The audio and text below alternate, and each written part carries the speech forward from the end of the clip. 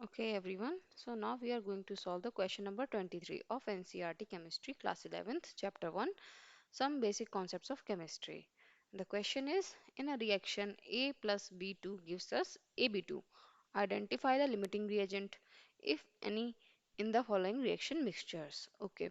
तो आपको दिए गए हैं यहाँ पर 5 पॉइंट्स जिसके बारे में आपको लिमिटिंग रिएजेंट बताना है। तो सबसे पहले हम क्या समझेंगे, लिमिटिंग रिएजेंट क्या होता है और एक्सेस रिएजेंट क्या होता है। लिमिटिंग रिएजेंट हमारा वो रिएजेंट होता है जो हमारा कम अमाउंट में प्रेजेंट होता है।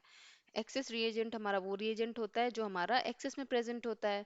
तो हमें देखना है कि रिएक्शन कैसे जा रही है। रेशियो रिएक्शन का क्या है, रिएक्शन का रेशियो है 1:1। ओके, इसका हमें एक चाहिए एटम या मॉलिक्यूल। ओके, इसका रेशियो 1 है। इस मॉलिक्यूल का ओके, तो आप कह सकते हैं कि एटम के टर्म्स में प्रेजेंट है।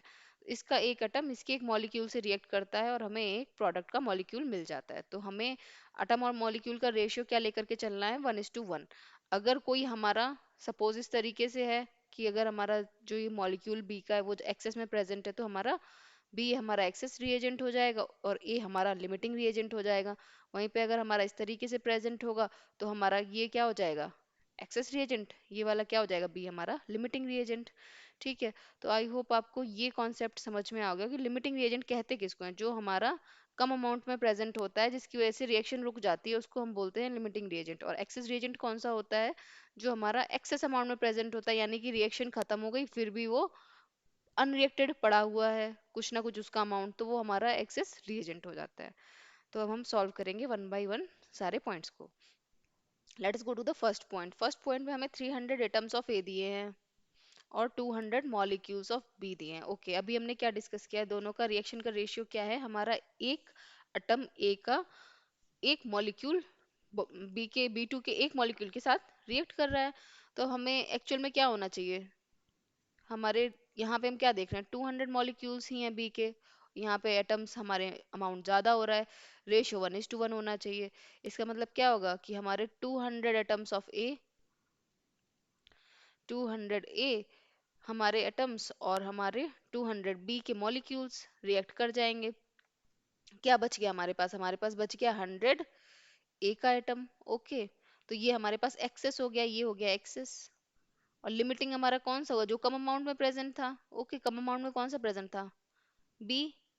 ठीक है, आई होप ये क्लियर हो गया होगा। कम अमाउंट में जो प्रेजेंट होगा उसको हम लिमिटिंग रिएजेंट बोल देंगे। हमें लिमिटिंग रिएजेंट पहचानना है, जो हमारा कम अमाउंट में होगा वो लिमिटिंग रिएजेंट हो जाएगा। हो गया ना क्वेश्चन सिंपल। तो चलिए अब हम सारे ही इसके पॉइंट सॉल्व कर देते हैं। इसी तरीके से सारे पॉइंट्स हो जाएंगे जैसे हमने पहला वाला किया है। तो अब सेकंड पॉइंट में देखते हैं कि कौन सा कम अमाउंट में प्रेजेंट है। रिएक्शन के हिसाब से रेशियो क्या था, सबसे पहले हमें आपको क्या देखना है, रिएक्शन देखना है। रिएक्शन देखना बहुत इंपॉर्टेंट है। ओके, जब हम किसी और रिएक्शन की बात करेंगे हो सकता है वहां पे कोई और रेशियो हो। ठीक है, यहाँ पर क्या रेशियो है, यहाँ पे रिएक्शन का रेशियो है 1:1। One atom of A and one molecule of B are going to react with each other. तो हमें क्या रेशियो लेके चलना है, 1:1। जो हमारा कम अमाउंट में हो गया, जैसे कि हमारा बी कम अमाउंट में प्रेजेंट था तो उसको हम क्या बोल रहे थे, लिमिटिंग रिएजेंट। और जो हमारा एक्सेस में प्रेजेंट था उसको हम बोल सकते हैं एक्सेस रिएजेंट। ओके, तो अब हमारे इस केस में क्या होगा, इसमें हमारे ए के 2 मोल्स हैं और बी के 3 मोल्स हैं, तो कम अमाउंट किसका हुआ, ए का। ये क्या हो गया, हमारा लिमिटिंग रिएजेंट। सिमिलरली इसमें हमारे कम अमाउंट में कौन सा प्रेजेंट है, A. Okay, no no, 100 atoms of A and 100 molecules of B. Okay, तो इसमें क्या हो गया, दोनों इक्वल हो गए। क्योंकि ये दोनों इक्वल हो गए तो इसमें हमारा कोई भी लिमिटिंग रिएजेंट नहीं हुआ। सीधी सी बात है। अगर इसमें कोई कम है ही नहीं, दोनों बराबर अमाउंट में प्रेजेंट है, पूरी रिएक्शन कंप्लीशन हो जाएगी, कोई बचेगा ही नहीं। यानी कि कोई लिमिटिंग रिएजेंट था ही नहीं, ना कोई एक्सेस रिएजेंट था, दोनों इक्वल अमाउंट में प्रेजेंट थे और कंप्लीट रिएक्शन हो गई रेशियो के हिसाब से। ठीक है, अब हम फोर्थ पॉइंट देखेंगे। इसमें हमारा एक्सेस में क्या प्रेजेंट है, ए। और हमारा लिमिटिंग अमाउंट किसका है, बी का। जो हमारा कम है वो लिमिटिंग है। हमारा बी को बी कम है तो हमारा बी यहाँ पर लिमिटिंग हो गया। सिमिलरली फॉर पॉइंट नंबर 5, हमारा कम अमाउंट में क्या प्रेजेंट है, ए। तो ए हमारा लिमिटिंग रिएजेंट हो जाएगा, बी हमारा एक्सेस रिएजेंट हो जाएगा क्योंकि ये ज्यादा अमाउंट में प्रेजेंट है। तो आई होप आपको ये concept of limiting reagent clear हो गया होगा। मैं एक बार फिर से आपके लिए रिपीट कर देती हूँ।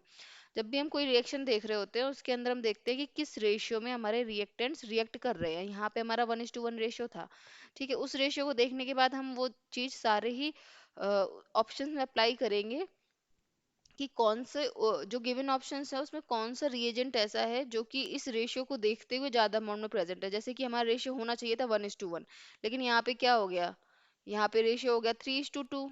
ठीक है, तो इस 3:2 में हम क्या कह सकते हैं कि जो हमारा ये 2 है ये तो पूरा खत्म हो जाएगा, लेकिन ये बचेगा ना, तो हमारा ये लिमिटिंग रिएजेंट हो गया, ये एक्सेस रिएजेंट हो गया। इसमें हमारा क्या रेशियो हो गया, 2:3। ठीक है, तो हमारा ज्यादा अमाउंट में कौन सा प्रेजेंट है, ये वाला प्रेजेंट है, तो लिमिटिंग कौन सा होता है, कम वाला होता है, ये वाला हमारा लिमिटिंग हो गया। इसमें दोनों इक्वल थे, 1:1 का रेशियो था, कंप्लीट रिएक्शन हो जाएगी, कोई लिमिटिंग रिएजेंट था ही नहीं। इसमें हमारा क्या रेशियो है, 5:2.5, इसमें कौन सा लिमिटिंग हो जाएगा, जो कम अमाउंट में प्रेजेंट है, ये वाला हो जाएगा। ठीक है, सिमिलरली इसमें हम बता देंगे 2.5:5, तो हमारा लिमिटिंग कौन सा हो जाएगा, जो कम अमाउंट में प्रेजेंट होता है, तो हमारा ये वाला लिमिटिंग रिएजेंट हो जाएगा। आई होप ये आपको एकदम क्लियर हो गया होगा। In case you have any doubts, you can leave them in the comment box below. I will be more than happy to help you out. So thank you for staying tuned with me. Hope to see you for the next question. Till then, bye and take care.